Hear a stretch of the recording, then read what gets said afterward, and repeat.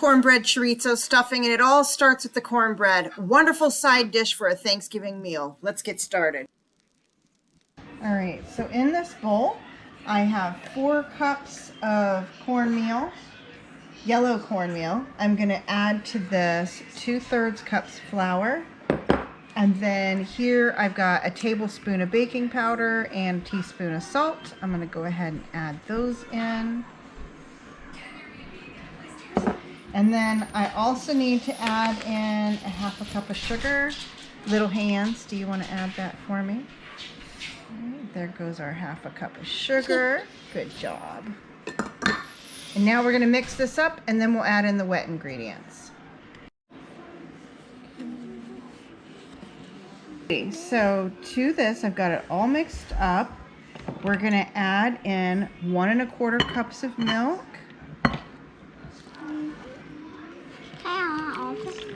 I love milk. Good I love job. milk. All right, and then hop down and let Era set. We're also going to add in 4 eggs. Careful, that might want to fall in there. There we go, our 4 eggs. And then we're going to add in 2/3 cup oil. I'm using coconut oil. Now here you see me adding in a 1/2 cup of sourdough. And then we're going to go ahead and mix this all up. And once we get it mixed up, we're going to pour it into a greased 9 by 13 pan like you see here. And we're going to bake this at 425 for 20 minutes. And here it is. And one thing to note about this cornbread is that it's actually a very sturdy cornbread, and I'm going to show you what it looks like here when we cut into it. Tastes really great. You can eat it by itself, but this is part 1. You need to cut this into cubes and put it in the oven to dry, and we're going to work on part 2. All right, we're going to start with some chorizo. Use 3 of these. Don't use 2 like I did, because I'm going to use 3 next time, and 4 tablespoons butter. Melt that. Get your chorizo cooked good in this pan.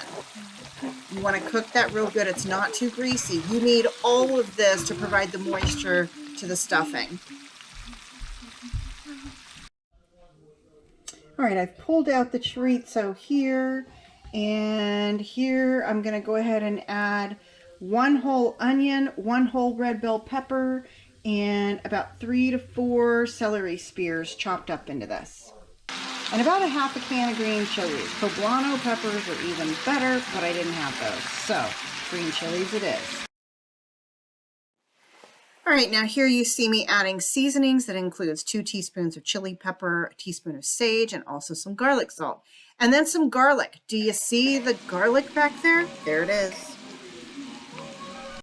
All right, in this bowl I've got 2 eggs. Okay, so I have our eggs and broth here. And I've got this cornbread that I made that I've cut up in cubes, and you can see I've left it out to dry. The cubes you want to be pretty large. I went with 1 to 2 inches and put those in here. And then we're gonna mix in the vegetables and the chorizo. So let's go ahead and do that.